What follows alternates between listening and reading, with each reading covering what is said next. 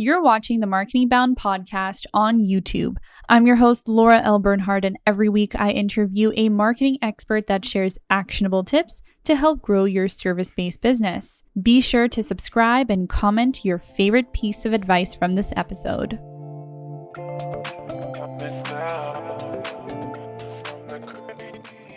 Hi, Petter, Erik. Thank you so much for being on the Marketing Bound podcast. Welcome. Thank you. And thank you for having me. I'm so excited for this. And I like the pre-call we had. And I look forward for this talk about the topic today. Yeah, me too. Because today we're talking about YouTube ads and Facebook ads. And honestly, I do not have a lot of experience in the ad space. So I have quite a few questions for you. And the very first one is, what's the difference between the type of ads that work on YouTube versus Facebook? Because as agency owners or service-based businesses, it's very likely that people want to make ads and then just put it on every platform wherever they can. But I know from our previous conversations that there is a difference. So can you go into detail about that? Yeah, so when people show up on Facebook or YouTube, they're showing up for different things. There is like when they see ad, and Facebook are going more and more away from being direct in the language. So on Facebook is more like using story-based ads, also for videos, story-based video ads. So we cannot go like, "Hey, you will have this problem. Hey, you." So we cannot shout out on Facebook. And if you do that, your Facebook account or ads account can be blocked out and all these things. But on YouTube is totally different, because there you can more shout out. So we can say, "Hey, you will have this problem." So we can be more like when you're learning marketing, we're learning to talk directly to client and talk directly in the copywriting and all this thing. But so that works on YouTube. Another thing was different with YouTube from Facebook is like the 31st seconds you don't pay for YouTube ads. So that means if you make a YouTube ads and you need to pre-qualify your customer or your potential leads really good at 31st second, because you don't want to have people, potential or leads that are watching more than 30 seconds. You want to have qualified. So also when you make YouTube ads, you should tell them what it is for and what this video is not for. What is the topic? So you should be really clear. And also another thing, instead of, for example, on Facebook, we maybe make 3, 4, 5 different videos with different angles, and all the video is different. But when we do YouTube ads, it's more about the 31st seconds. We're trying different hooks. So we can have like, after 30 seconds, we can have the same ad with the same thing, but we just change to 31st seconds to check the hook, like see who is watching it. But also, when you think about YouTube ads, when I watch YouTube, I'm there because I want to watch a video. And if I'm going to watch a ad before the video I want to watch, it needs to be really interesting. It needs to be something that hits me. So it's all about you need better hooks or better attention grabbers. I can take a funny story, because what I'm selling is sales and marketing, and I'm helping people to build funnels. And a lot of our competitors show up with a nice house or a Ferrari or all these things, and like, "Hey, see how much money I made." So yeah, that's like normal. And I figure out, we are not like that when we are doing it. It's like, I live my dream in Vietnam in a nice house and all this thing, but I'm not trying to show off. So I would tell this because this works really well for me. I bought me a Vespa 1957 scooter, like a motorbike, for like 1.5 years ago. And I'm living in Vietnam. So here, like, I don't need a car, but a motorbike is cool, or a scooter. So I took my scooter into my house and I made an ad like, "Hey," and I was shining, or I was checking out my scooter. Everything was good. And I said, "Hey, I don't need a good car or a good house. Only thing I need in life is my 1957 Vespa. That was the start of that. And then I threw it away and I went from the scooter and went into the kitchen. I said, to be honest, I don't need that either. I just need freedom. And the funny thing, like I did this to be a little bit go away from all these Ferrari people and do my own what I am. And that works really well. So that was one of the best ads I never did, because I was still getting the message, and I did the message and all this thing under 30 seconds. So yeah, so also being creative, thinking different. How can you show that you're different than everyone else also works on YouTube. Oh my gosh, so much good information here. We have to unpack it a little bit. Okay. So that's a great kind of ad, because I was just on YouTube the other day and they were like, hey, do you want to make an extra $10,000 per month? And I was like, skip. I'm like, this is boring. And I've seen so many ads like that. So many.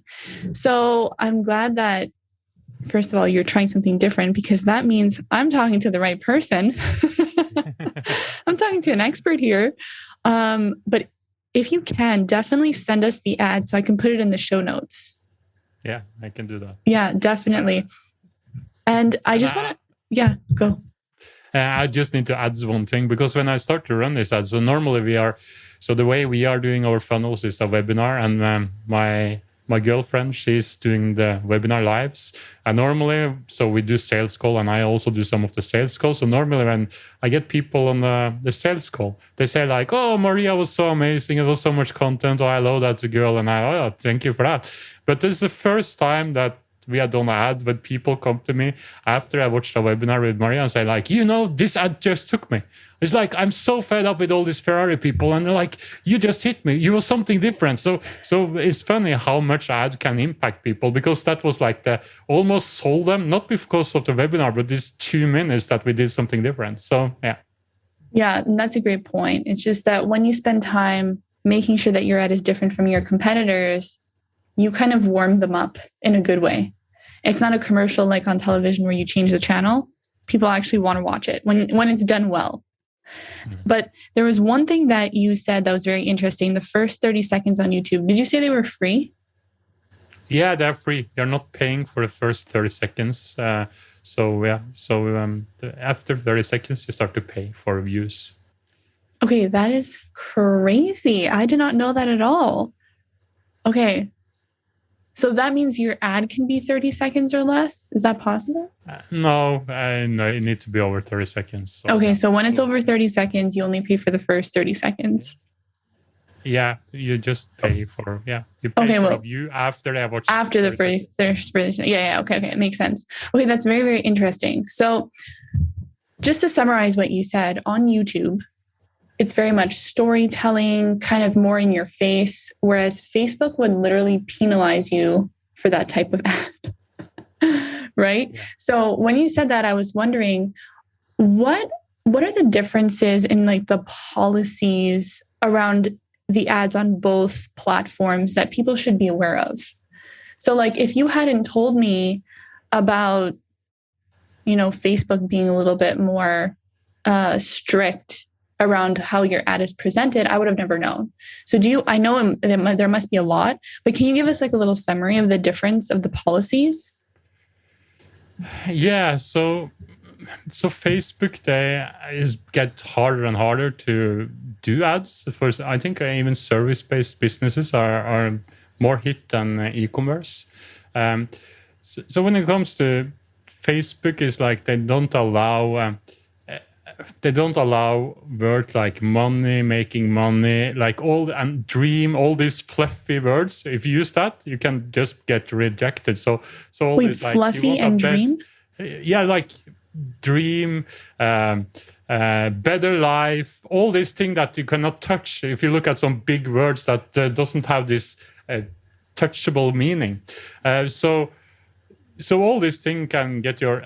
I can give you an example. Just I think it was yesterday we launched a new campaign, and we talked about how our company had grown over the last 3 years. And we just talk about story about it. And it's not to show off, we just say it. And of course that ad was not allowed. We get like, oh, this is a MLM scheme. So we can't talk about cash, money.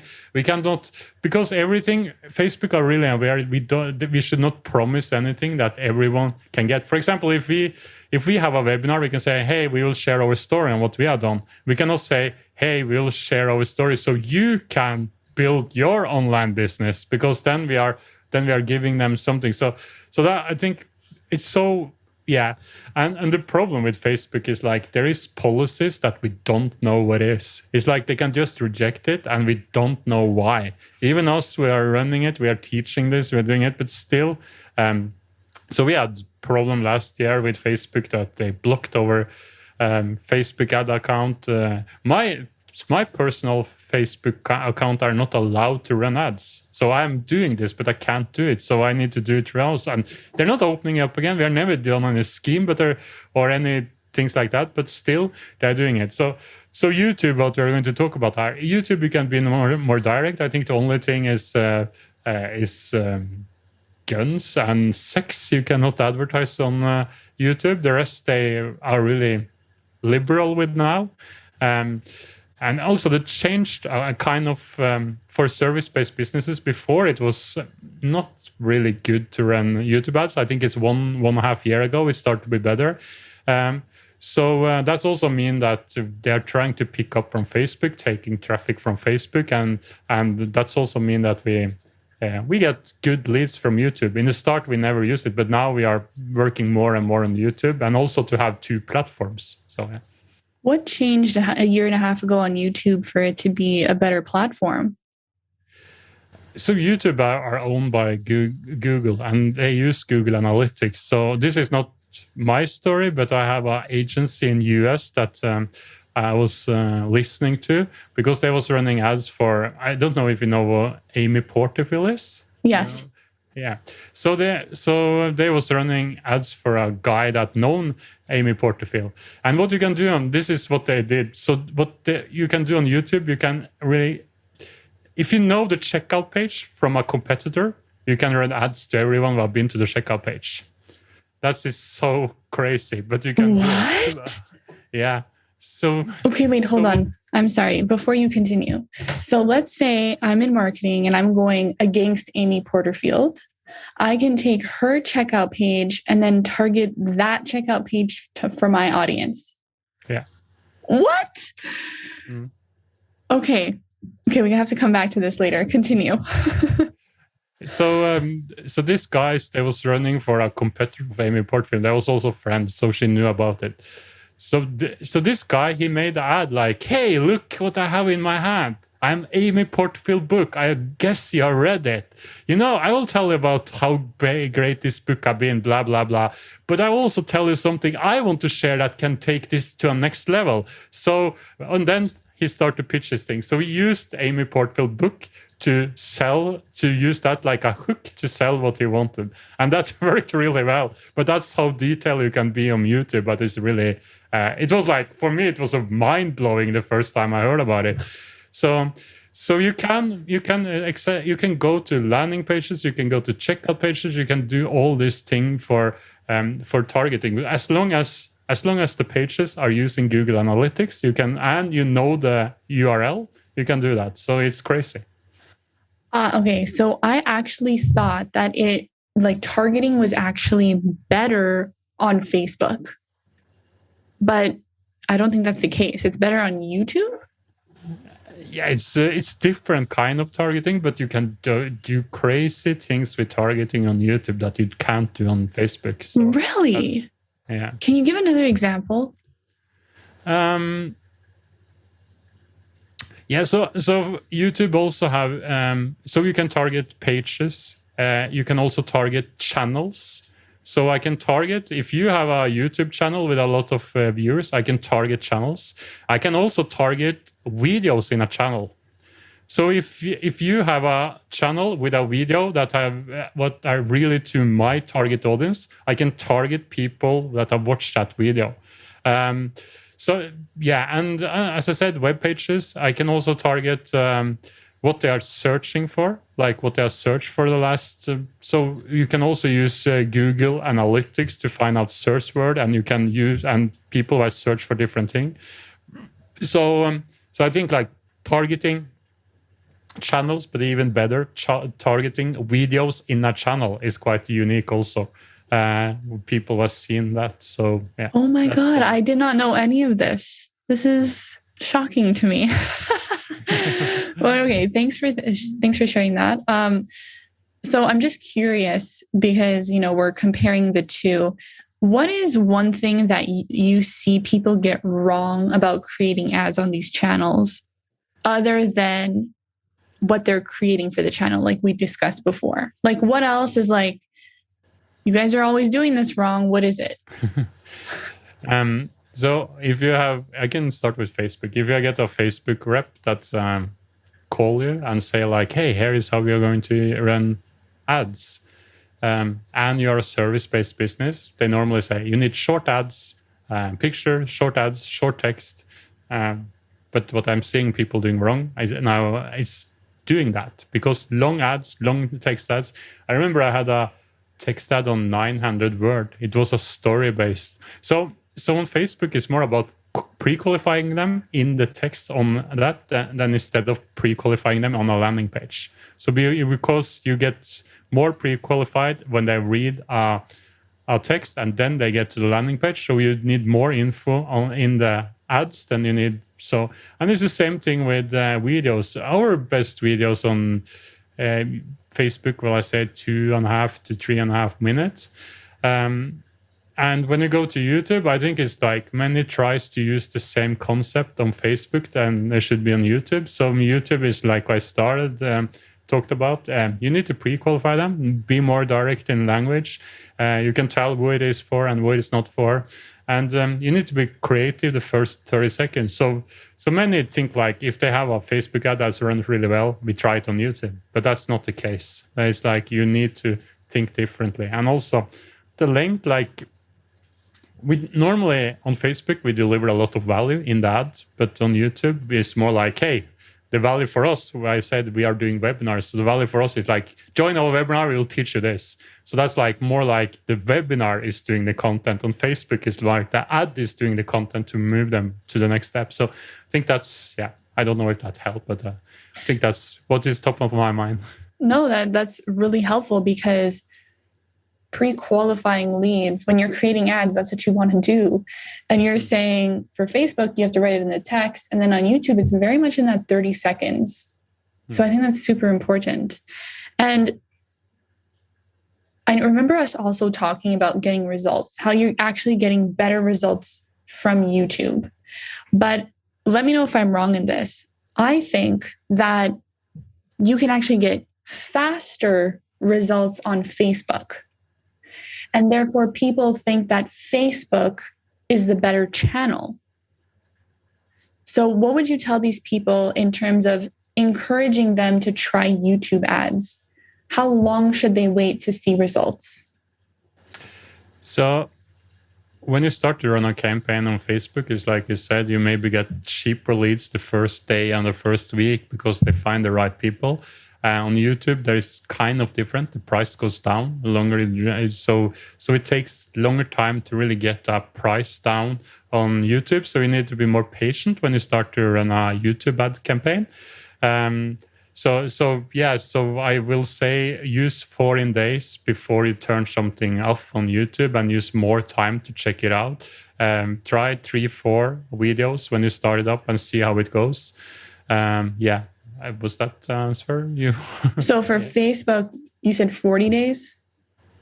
Facebook is, you can get result immediately. But YouTube is like 14 days, like 14. Oh, okay. So like 2 weeks. Yeah. Okay, so 2 weeks for YouTube, and try multiple different videos with different hooks. Basically the first 30 seconds. Yeah. Okay, that makes sense. And I'm just also wondering, on Facebook, let's say people are like, oh, I want to try both. On Facebook, I know they have specific like objections, right? For their ads. Which one do you use? You use like the video ad? I use always, when I run ads for a lead generation, I use conversion ads. So on conversion, I never use, what I'm doing on Facebook is normally I can do video video views for the first 2 days, and I can also use what is the other one? Engagement. I can use engagement for 2 days, and that's just to hack the algorithm. Because if you get a lot of likes and I got a lot of views, Facebook like it more, and also if people see that they engaged in it. So I use normally just a small budget on engagement and also video views to get more social proof. But to get it to run, I always use conversion on Facebook, and it's the same thing on YouTube. I use conversion ads, so instead of video views and likes and shares, so things like that. So yeah. Okay, that's super good to know. Like your little hack, engagement campaign. What was the other one? Engagement and video views, just to get up the social proof, and but for running it and get cheaper leads is conversion. Okay, so you use video and engagement to hack the system, and then you use, oh my gosh, conversion. Jesus. Then you get conversion to actually get the leads. So I know that that's how it works on Facebook, but how does it work on YouTube? Not the same. On YouTube, it's more like what they're interested in. Like you said before, like the channels and the videos. How do you segment on YouTube to make sure that you're setting yourself up for success? Yeah, so you can also target interest instead of target. Like I said, you can target a channel, but you can also target interest. So you can target people who are interested in whatever it is, personal development, marketing. So also using interest like targeting. So we normally use like targeting channels, targeting videos, and targeting interest. That's what we are starting up a campaign with. And they have like this hole in the middle, so you can use a kind of all of them together in a campaign after run it, because then they will try to find the right channels, the right videos, and the right interest, and make this like a audience. So that's also quite unique. There is so many things you can do with targeting on YouTube, but it's crazy. And I don't remember everything like now, but there is so many. It's like what I told you now. There is so many wow factors when you go into what you can target on YouTube that we didn't know about before. So yeah. Oh my gosh, I didn't know that either. I thought YouTube was, because I think maybe it was like a few years ago, but I would get ads for like video games. And let me tell you, I don't know if I've ever played a video game more than twice, right? Like I am not the target audience. So I always thought that YouTube ads were, I guess, not as good as Facebook ads because they weren't as targeted. But now I'm seeing that things have changed. So very good to know. So in the end, when you have ads on both channels, do you lead them to the same landing page? Yeah, I do that. You do that? Yeah. So I do exactly the same landing page. But of course, I never split test it. It could be a good idea, because the landing page also for Facebook are, if we are too direct in the language. So we are making the landing pages for Facebook ads. So of course, maybe we can get better results if we change it, but we have not tried it. The last thing, or one other thing I want to say is we see that still Facebook leads are cheaper, but when we look at in the end, there is more value in a YouTube lead. So in the end, it's almost the same. Like the result for how much we pay for getting a sales is the same for both platforms. But there is more like, they're more engaged when I look at videos, so they are more warmer when they see a video than maybe see it on Facebook. So that's also something that interests me. And I also see we attract we're doing the same, where there is kind of another profile on YouTube people for us. We get more men who we sell to on YouTube than we do on Facebook. On Facebook, we have like 70% women. And on YouTube, it's more like maybe 60% men and 40% women. And I no clue why, because we tried the same thing, but it's also interesting. That is so interesting. I wonder why, if you ever figured out why that is, let me know, because I'm just so curious. I'm just so curious. Maybe, I don't know, maybe the men on YouTube are more in tune with the direct messaging. Could be, yeah. possible. And then the women are more likely to read the text before watching the video. I don't know. Kind of interesting there. Yeah. So you help service-based businesses and they offer high ticket pricing. So your recommendation, if someone comes to you and they're like, I have a budget of whatever it is, but I don't know if I can do both, which one would you tell them to start with? I would say start with Facebook. Even if I have a hate-low relationship with Facebook, I would say start with Facebook. Yeah,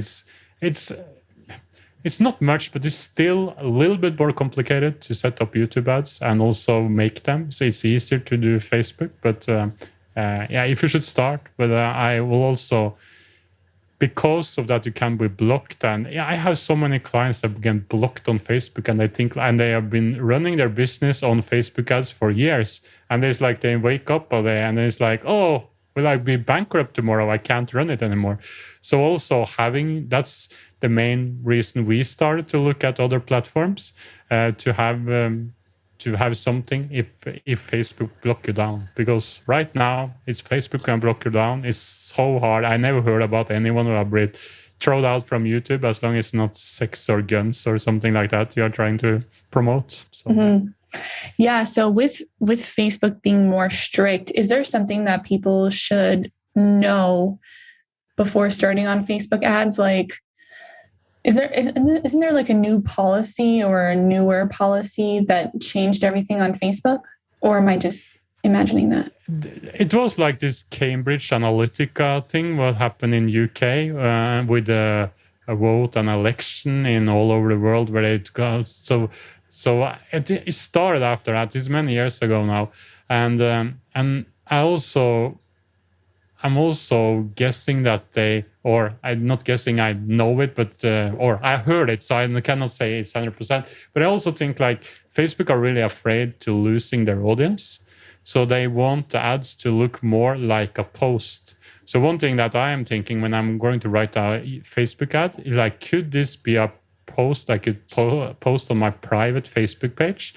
Does it look like an ad or does it look like a post? So how do you write it? So it's also about thinking about that. So there is a social media, and YouTube is more like a video platform, so we can be more direct there. But I think try to make it as, there's many who think they're writing a post, but you can see in the line 1, oh, this is an ad. It's so easy.